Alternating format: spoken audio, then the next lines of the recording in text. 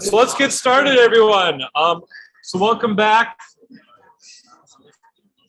So today we're gonna still within the probability focus part of the class. There are two more lectures on this.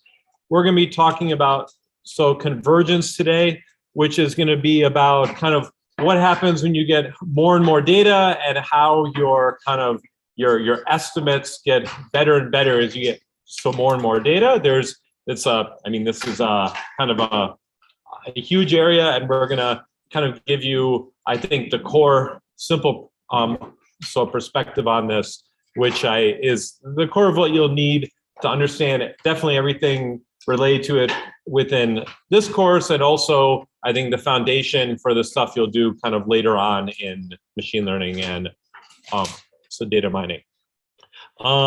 So as you know, I noticed that there are a number of people nervous about the first quiz in the class based on the number of questions I've got before the lecture started.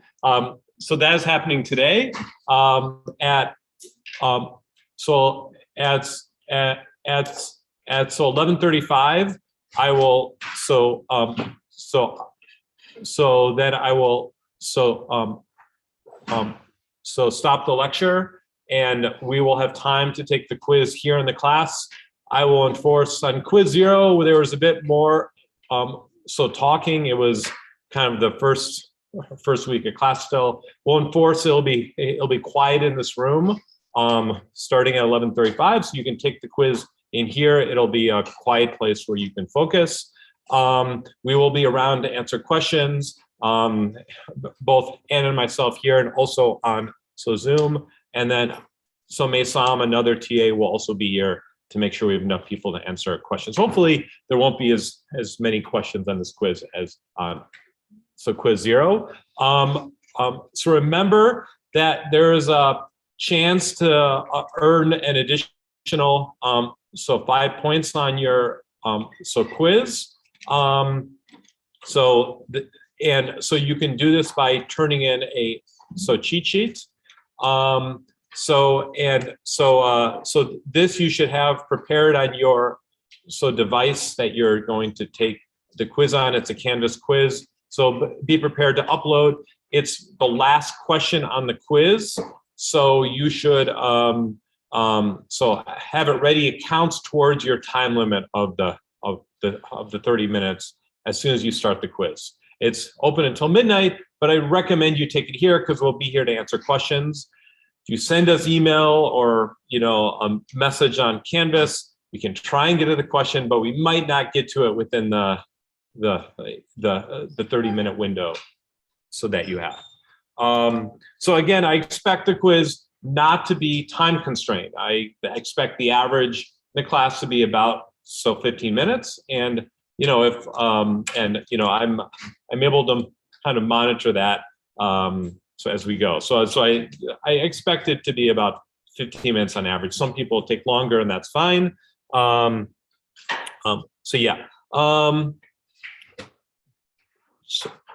Right. What else is coming up on the schedule? The first homework is due on Tuesday, right? So Tuesday next week. There are a number of office hours of the teaching assistants between now and when homework is due. There's also some nice discussions on Canvas. If you have questions, that's a good place to ask general understanding questions. There's a Google Calendar, I believe you should be able to download, that has all the office hours on there, so you can find those there, so you can see when those are occurring. So if you haven't started on that yet, you should be able to do everything on ready for homework 1. The stuff we're going to be starting to talk about today is going to be kind of directed towards material on homework 2. which we will post by Thursday next week, if not earlier. Again, the homeworks and the quizzes don't exactly align. There are, there are 5 homeworks and 6 or 7 quizzes. So the material kind of overlaps between them. The quizzes are every 2 weeks and the homeworks are spaced out a bit, some more. Okay, so great. So let's get into the lecture. Talk about convergence and the central limit theorem and expectation today. So finally, the last element of the syllabus I want to just spend just a little bit more time on is wellness.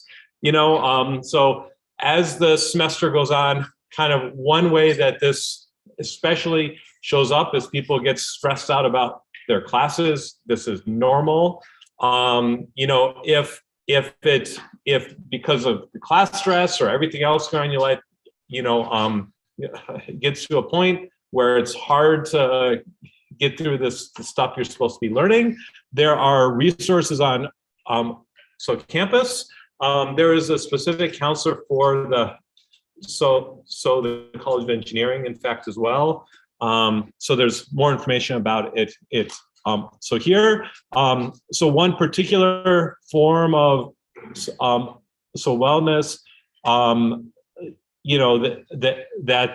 that they want to highlight is that affects veterans, and there's extra resources, specifically for veterans as well.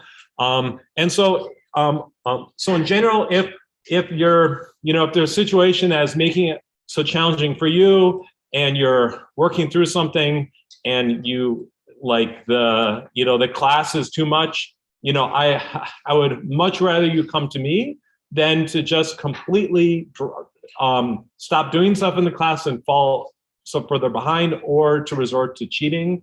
I think I'd much rather you come talk to me and we can find a solution. All right, so this happens every semester with some students, and I'm happy to kind of help the students work through it and, help on my side to find a solution. So great. So, okay. All right, so the lecture today is on convergence. And particular, we want to think about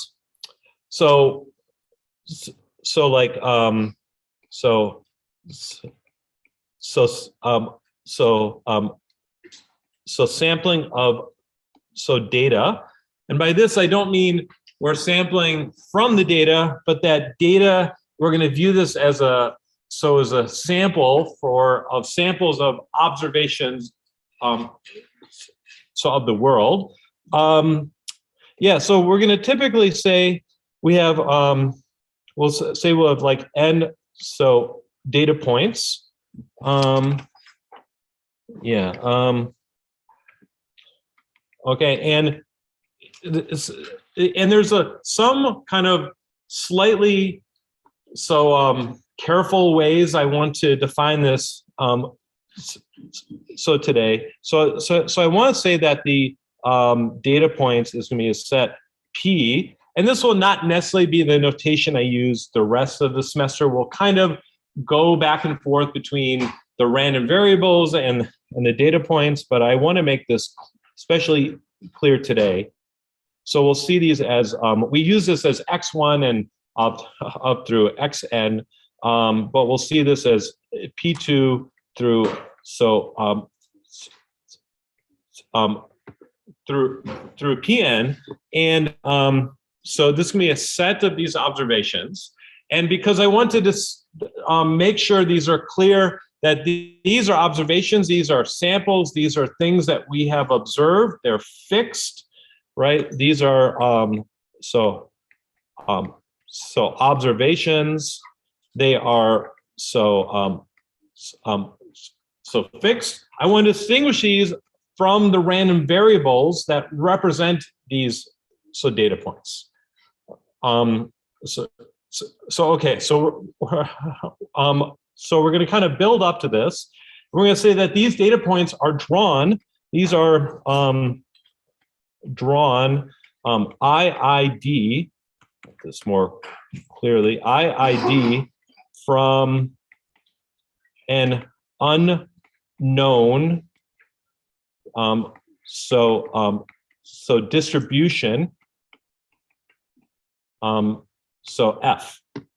All right, so this F, I've used F because it's the same notation as we use for a probability density function, and that's what you should be thinking about here.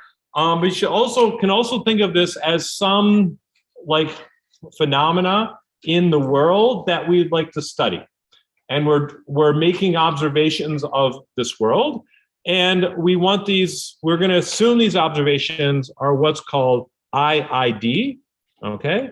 And this is an important assumption, and I want to explain what this is, right? So IID, and it's usually written. It stands for independently, and so identically, so distributed. So when I was first learning about a lot of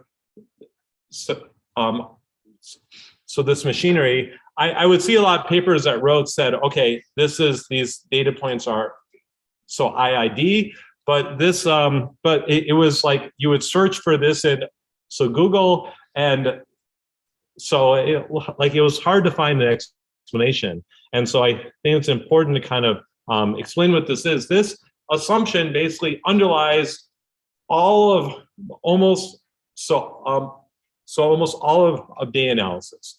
If you don't have this assumption, most of the things we'll talk about in this class aren't going to quite work. They're going to we're going to be kind of analyzing something which, has some sort of, it's not modeling what's actually going on. So what this stands for is independently and identically distributed.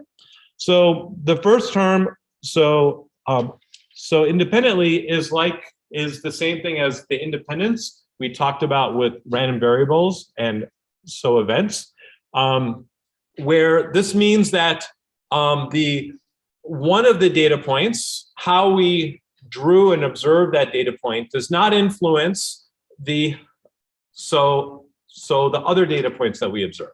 All right, so we had this example we talked about where I was analyzing the heights of kind of students at the university, and I said I could look up people's like all the UIDs of students and draw one at random. And I wanted to do this a bunch of times to get kind of an estimate. And one thing about that is if they were going to be independent estimates, I need the chance to draw the same person twice. If I draw a random student, the next time I draw another random student, the first observation should not have influenced the second observation or the third one, right? And so that means I could I could have chosen someone who I chose before. It's probably unlikely, but it's still a possibility.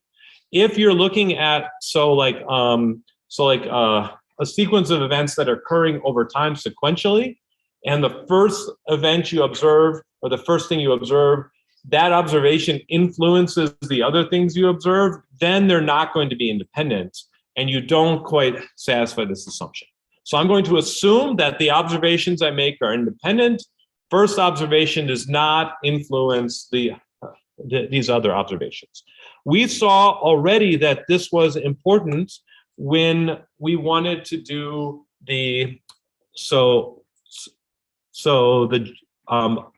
likelihood, right? We did like the likelihood f of d given m, right? And we wrote this as a product I equals 1 to n of, say, g of xi, right, where xi is the data. And I could do this because I assumed they were independent.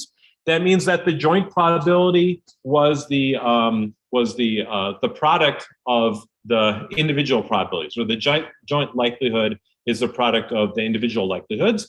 This required the independence assumption. Okay.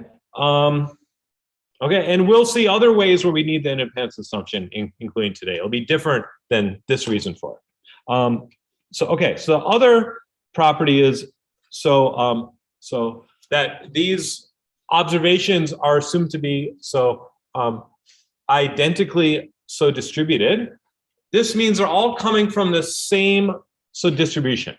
Every observation I make is from the same sort of distribution. It's trying to capture the same thing, right? I could think of, sometimes you'll deal with in data science, you get data from different sources. I collect heights of students at the University of Utah and heights of students from BYU. The heights of students from BYU is a different distribution than the heights of students from the University of Utah. So how do I combine these together into a single estimate for the University of Utah? There are mechanisms to try and do that. Like we said, it could have gone into the prior or something like that.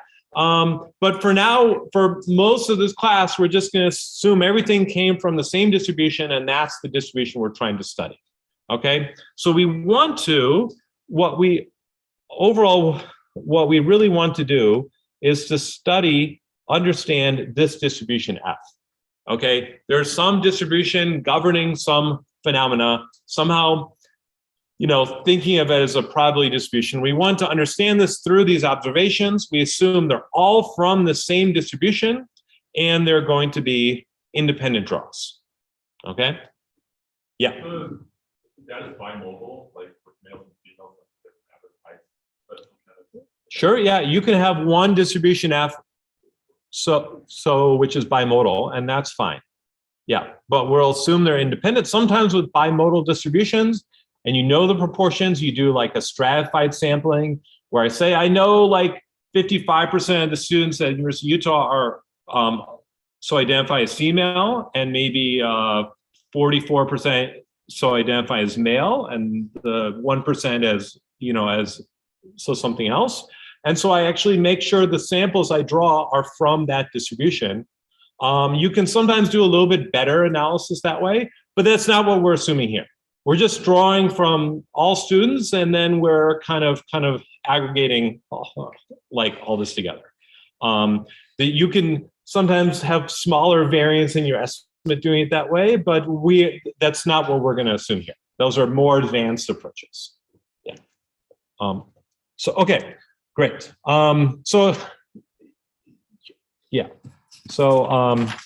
like another example of this is if you're trying to understand the upcoming election, and you draw kind of random people from the population and you poll them on who they're going to vote for in the next election, right? Every poll is supposed to be a random draw from the underlying population, and you aggregate those together to try and get an estimate of who the general population is going to vote for, right? Again, polling, especially over the last 10, 20 years, has changed a lot, and they need to do things like this stratified sampling, or you get different samples and then you reweight them based on stratifications, but it has been more challenging over the last few years in order to do this. So in order to talk about understanding, remember, I want to understand this distribution F. So I want to understand that. So to talk about that language, I need to think about the language of random variables instead of the data, right? So I'm going to think about a random variable X, which is drawn from this distribution. So this is how I write this notation. There's a little squiggle. And so I say X is a random variable drawn from this sort of distribution. When I talk about a random variable, it is not assigned an actual value. I want to think about a process I haven't done yet. I'm setting up a poll, and I'm going to run a poll, and I want to say, how many people do I need to ask in order to get a good enough estimate? Okay, to do that, I don't have the data. once I have the data that the estimate I get is the estimate I get, I want to talk about the probability distribution of what that estimate might look like. And for that, I need to talk about random variables instead. And I've used X here different from the P on the previous slide. Okay. And so how we're going to do the estimate, though, we're going to end up getting an estimate by typically some version. It could be something more complicated than this, but again, we'll start with the estimate we derived last over the last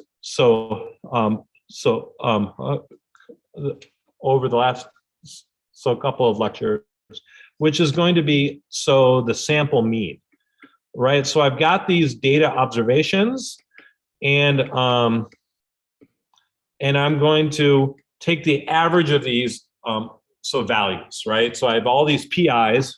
Remember, I had these observations,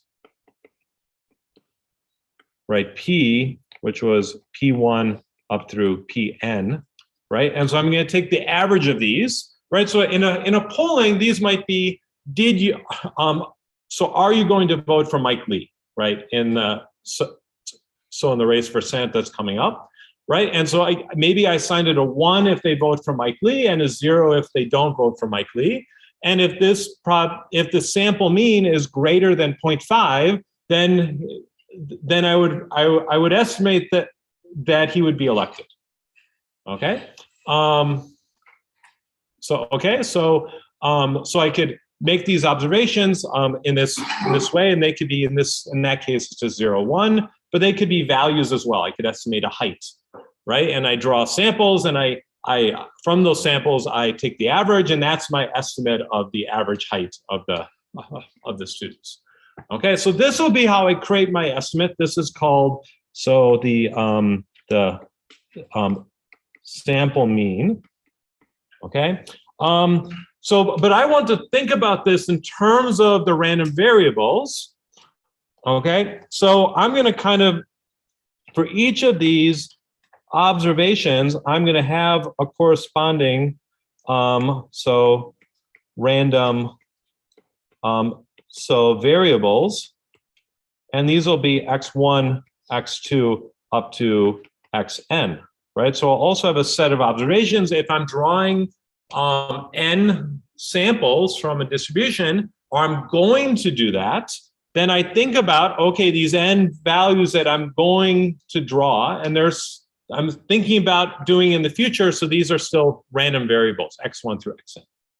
And now I want to understand the effect of the sample mean. I think doing the sample mean is better than just taking the first observation I get and reporting on that. Right? It's going to be better to take this average, right? And we derived one perspective of this from the maximum likelihood estimator. But now I'm going to talk about a random variable,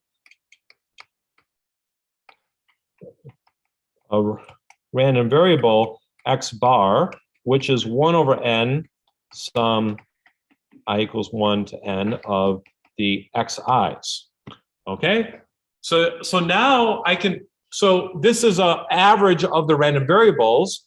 Xi again here, x bar is also going to be a random variable, right? I can add together random variables. I can divide by a scalar n, and this is still going to be a random variable. And this random variable is going to tell me about how good my sample mean, or what I can think about my sample mean. This random variable has a probability distribution. Okay, and I want to study.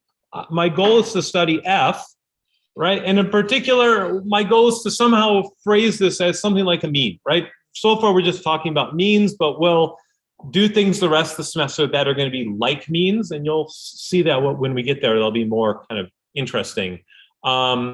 But we want to understand the mean of the distribution of F, okay? And so I'm going to, I want to use the sample mean, and I want to understand how good is the sample mean. And to do that, I'm going to model it with n random variables and their average x bar. And so x bar, I want x bar to represent the mean of f. Okay, so the question is, how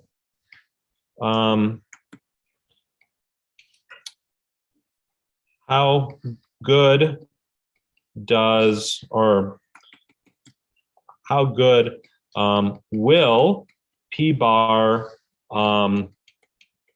so represent the mean or the expected value of x, where x is drawn from f. Yeah, so how good will p bar, my sample mean, represent the mean of f, or the expected value of a random variable drawn from f, right? And so what I want to talk about is that as I average more and more random variables, it's going to do a better and better job of representing this. Okay, and so this premise is going to be the central limit theorem, which I'm going to talk about on the next slide. Okay, I want to write one more thing down here on this slide first. We're going to think about p bar, and this is going to be, we're going to aggregate. So this is by taking an average of a set of these observations. This is our this is our data, right? These are a set of our observations. We are going to have some algorithm, some algo that's going to give us an estimate of this, and we'll do more advanced things throughout the semester. But right now we're just taking a mean, and so this data that is going to be, we're going to start by thinking about these random variables. These are some random variables, and these are going to be some sort of realization of these random variables. So we can talk about the probability of these random variables, but we're going to actually be working with the data, and we want to say how good could this kind of the analysis of the data be. But we will talk about the random variables in order to do that, and in fact, x bar in particular. And again, this works if these are drawn IID from this distribution F. I'm going to need independence and identically distributed random variables for the kind of the core premise of everything to work. Right? Okay. All right. Okay. So this is the setup. What can we say now? What we're gonna, I'm gonna give you a general version of what's called the central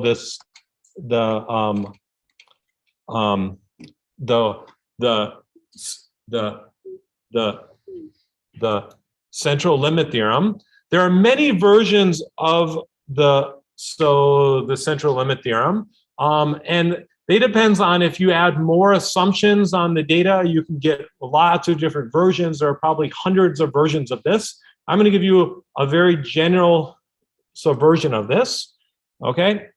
And so what this talks about is that if I have n IID, so random variables, x1 up through xn, okay, where such that each xi is drawn so from some unknown distribution f. Okay, so this is the setup. This involves talking about random variables. We're not talking about the actual data at this point, where it's phrased in terms of the random variables. And so I have some condition where I need f to have must have a mean. I have to be able to define the mean as the expected value of the random variables from the distribution, the random variable. So it has a mean I can define, and it also has So bounded, so variance. So it's variance has to be bounded. Okay, it's hard to think of, there are distributions that do not have a bounded variance. They're typically pretty strange. We're just not going to worry about those in this class. Okay, so you have to say this to rule out some strange conditions. Okay, that's the job of a lot of mathematicians, is to figure out these strange conditions and then we can say, let's pretend those don't exist in this class. All right, so you just kind of need to know what they are.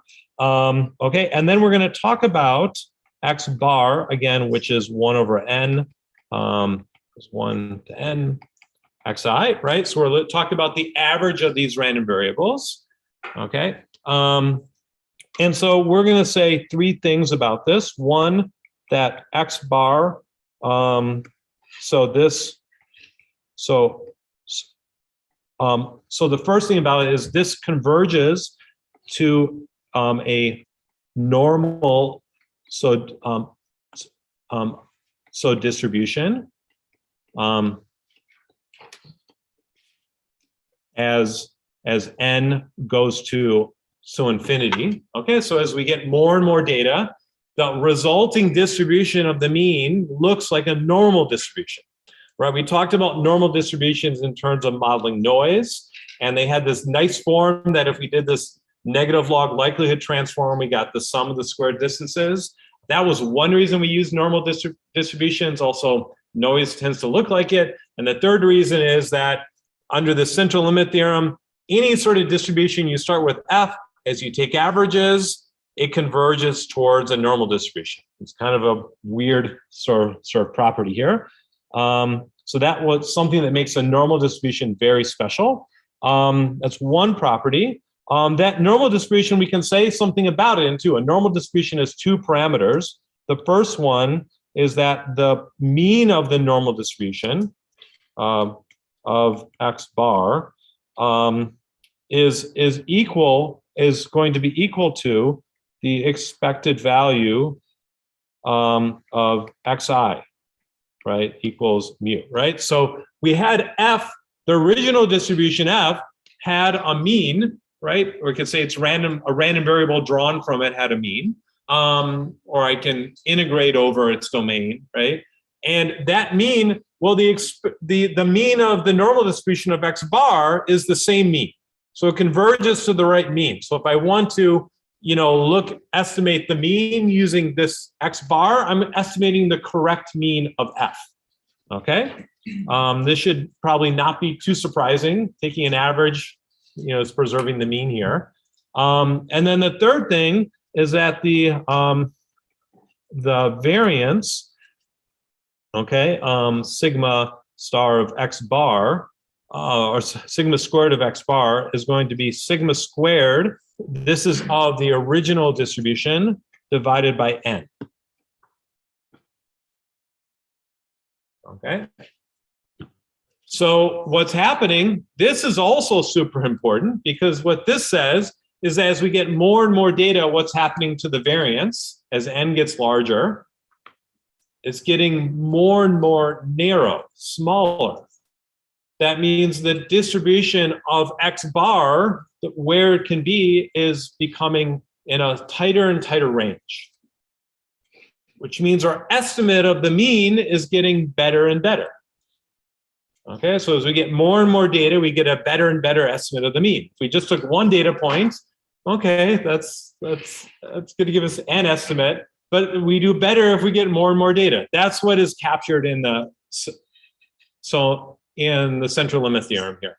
The second 2 points are probably the most important for us to think about, that we're preserving the right mean under a sample, under the averaging of random variables that are IID, and the variance is decreasing at a rate of 1 over n. So the standard deviation is decreasing at a rate of 1 over square root n. Right? Yeah. So, is x1 through xn, are they all equal? Like they're the same? They're independent random variables.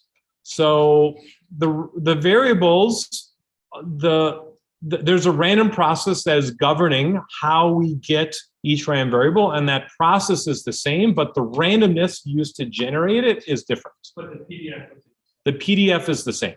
Think of generating these as computer scientists. You might want to think of generating these by a random computer program. Maybe you've seen kind of quicksort, and how long does it take to run quicksort? Or that's some random process. And you could say you reset the random seed every time you generate a new one of these. It's the right way to think about it. It's the same process though. Yeah. Will we learn in this class how to like create random variables in computers, like transformations or stuff? Yeah, we might talk like a little bit about that. Yeah, so a couple, we'll mostly use this analysis for understanding modeling, so data, right? We won't do, but we will do a couple of randomized algorithms in this class as well. And so at least one of those, yeah, the randomness is, how you do the randomness is probably important. There's more discussion of this in the machine learning and the data mining course. So the random variables in the computer are not entirely random, but you can make the random seed and then it creates a deterministic sequence that is indistinguishable from randomness under most cases. And you can make the random seed depend on kind of variations in your processor speed, which are too small to actually measure. So they effectively act pretty random. And so that's basically how it works. And then whether it's a uniform random variable or a Gaussian normal random variable, there are ways to do this, but we won't get too much into this. Yeah. You started out talking about the p-bar, the observations, and then it's random variables. Did you explain the difference between the two, or are they interchangeable? Yeah, so they are not interchangeable. So this is a great question.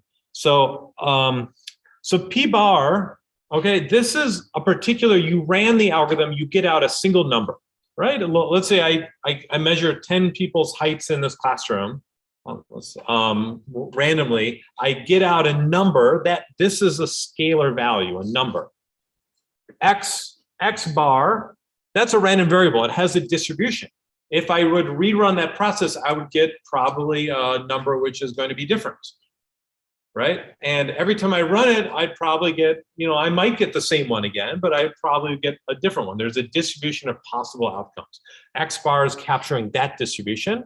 P bar is, I ran it once, that's the value I got. So I can't say how good is P bar. Well, it depends on the randomness. Maybe it's good, maybe it's not good. But I want to say, if I am going to run it, how likely is it to be good? And we'll all, yeah. So this is kind of what we're going to kind of explore. I'll give you some intuition on next, actually. Yeah. I just want to say one more thing about this.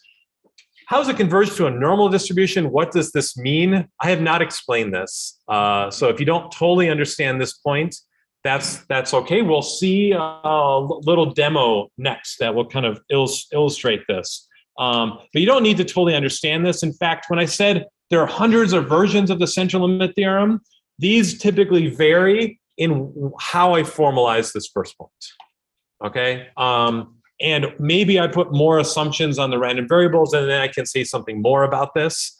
Okay, so it's the next lecture will give us a very, very simple version of this that is usable, that says something a bit more than just the variance. That'll be a useful way, that'll be very easy to use. And so that's what we'll, so don't worry so much about the meaning of the first point at this point. Yeah. All right. Okay. Okay. I want to go through a demo so this is on Collab that's linked off of here, and I have this loaded here. Okay. So we got about 10 minutes to go through this. Okay. So let me this actually. Okay. All right. So what am I doing here? I'm loading in the plotting library. Yeah, I think this inline might not be neat here, and then some randomness library. This will allow us to generate random variables with randomness. There's a library for that. Okay, so what are we going to do? We're going to generate uniform random variables between 0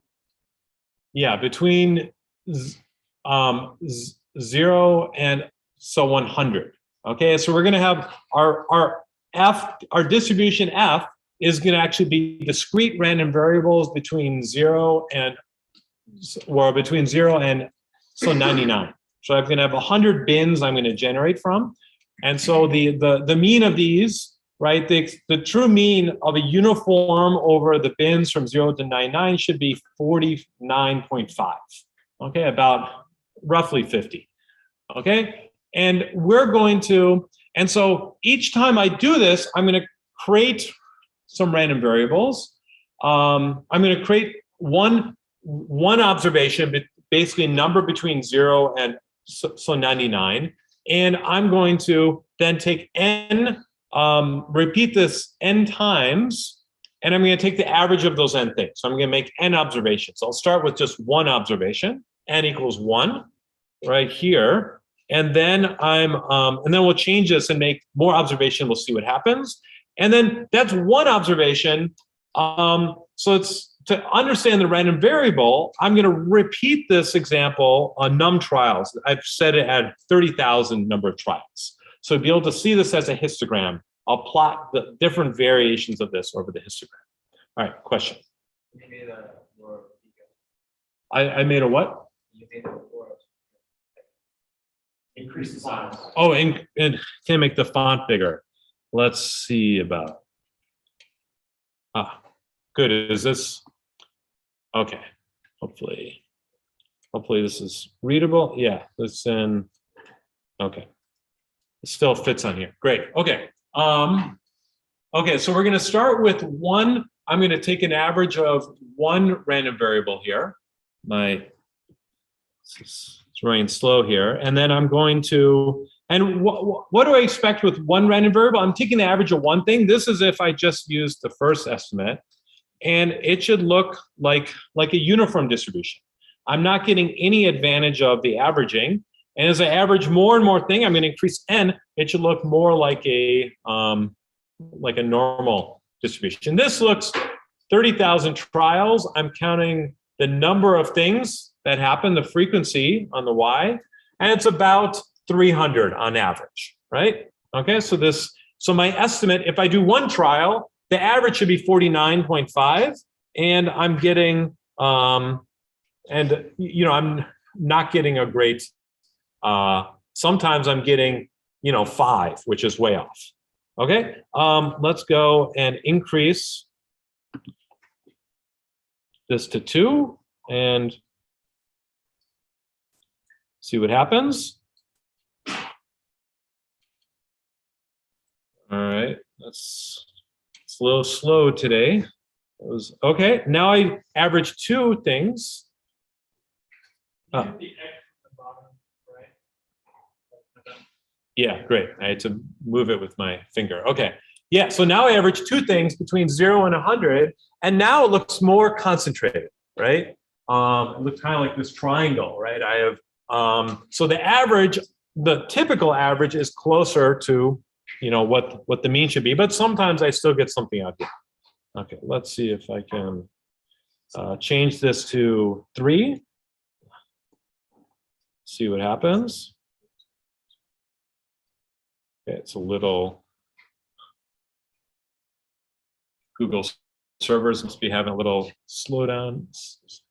Okay, right, with 3, this is starting to look a little bit more like this bell curve that is the normal distribution. And so I'm less likely to get an estimate of like 2 or 5, something out here on the side. Okay, and let's increase this number 5. Well, let's go to 10. All right. We'll see. You've seen with collab, it's usually not this slow. Okay, let's see. Oh, so I think I ran this with 5 and I get here more concentrated. Let's run this with 10.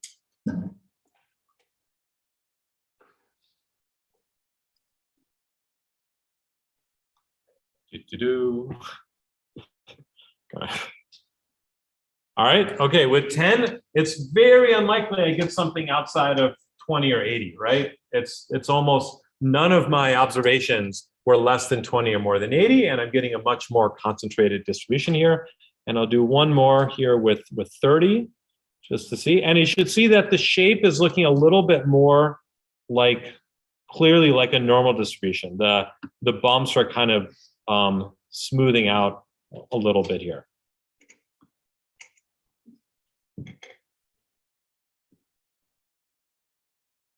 And all right, well, okay, great. See, so now with 30 things, the variance, right? The variance is shrinking. Standard deviation is shrinking. I'm very unlikely to get outside of like 30 to 70, and almost everything is between, say, 40 and 60, right? In this range here, right? And this is looking pretty clearly like this normal distribution that drops off exponentially outside the standard deviation.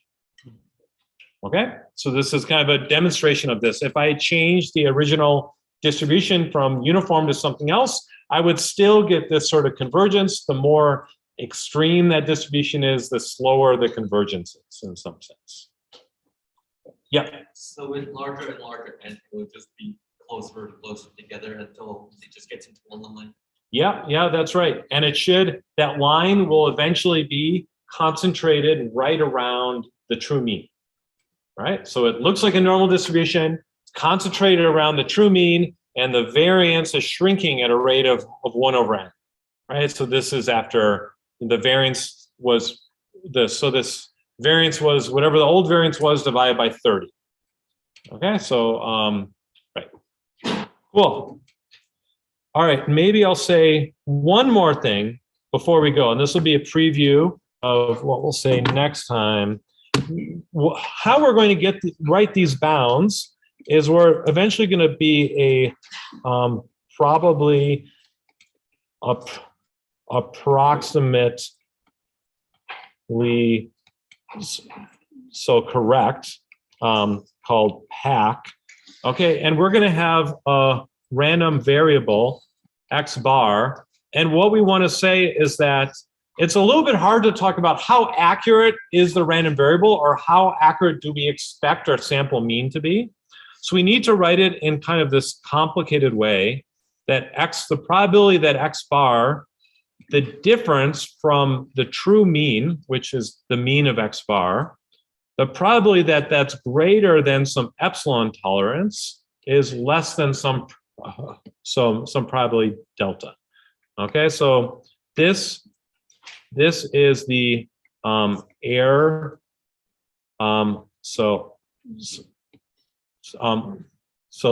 the tolerance on the error, and this delta is the probability of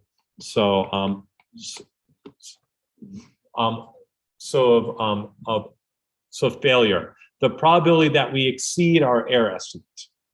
Right, and we want to say that we want the error tolerance to go down as we get larger, more data, and we want that the probability that we exceed that error probability is going to be small, right? So if we have a distribution here where this is the mean, the expected value, and I set epsilon to be this far, and it's in either direction, it's the absolute value, right? Then the probability of failure for this choice of epsilon is going to be the integral outside of this region.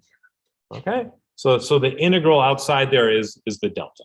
Okay, so we have to measure it in this way. I'll put it up here now, and then we'll walk through this more in the next lecture on Tuesday next week, and we'll talk about how to get bounds like this. That'll be kind of the point of the of the lecture on Tuesday next week.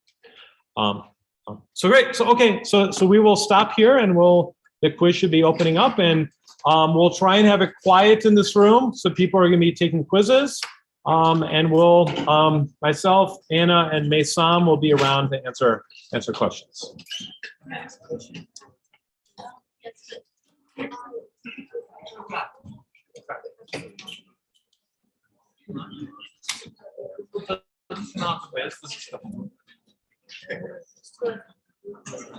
If you have homework questions, maybe you can take those out in the hallway because some people are going to be taking the quiz.